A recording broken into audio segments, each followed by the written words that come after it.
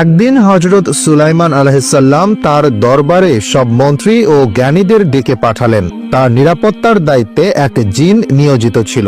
দরবারে হযরত সুলাইমান আলাইহিসসালাম ঘোষণা করলেন যে তিনি বিবাহ করতে চান এবং তার জন্য একজন উপযুক্ত কন্যা খোঁজা হোক। তিনি বললেন যে কন্যাকে তিনি বিবাহ করবেন তার মধ্যে 4টি গুণ অবশ্যই থাকতে হবে।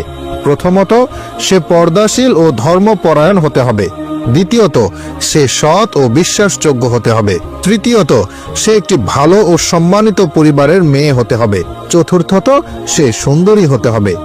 এই ঘোষণার পর তার সৈন্য ও কর্মচারীরা পুরো রাজ্যে এই সংবাদ প্রচার করতে লাগলো যে হযরত সুলাইমান আলাইহিসসালাম বিবাহ করতে চান এবং একজন যোগ্য কন্যার সন্ধান চলছে।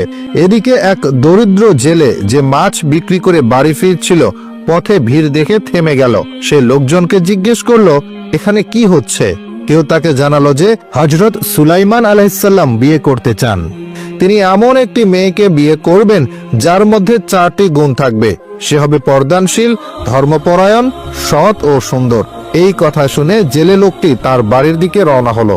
পথে চলতে চলতে সে মনে মনে দোয়া করতে লাগলো, হে আল্লাহ, আমারও একটি কন্যা আছে যে বিয়ের উপযুক্ত। সে সৎ, ধর্মপরায়ণ ও সুন্দর।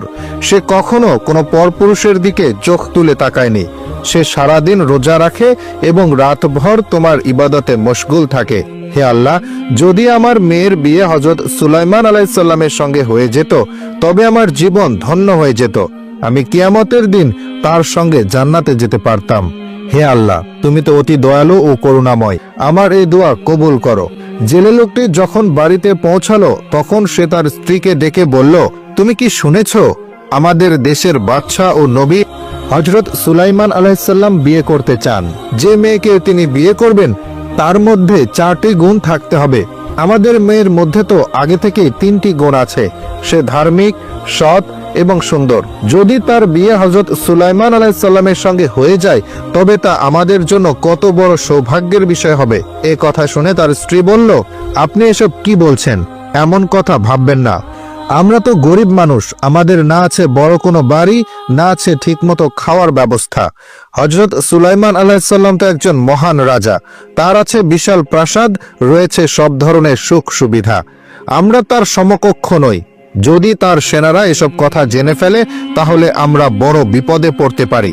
দয়া করে এমন কথা বলবেন না। মাছওয়ালার স্ত্রী আরো বলল, আমাদের মতো গরিব মানুষদের জন্য এ ধরনের স্বপ্ন দেখা ঠিক নয়। এরপর মাছওয়ালা বুকের গভীর কষ্ট বুকে চেপে মাছ ধরতে চলে গেল। ঠিক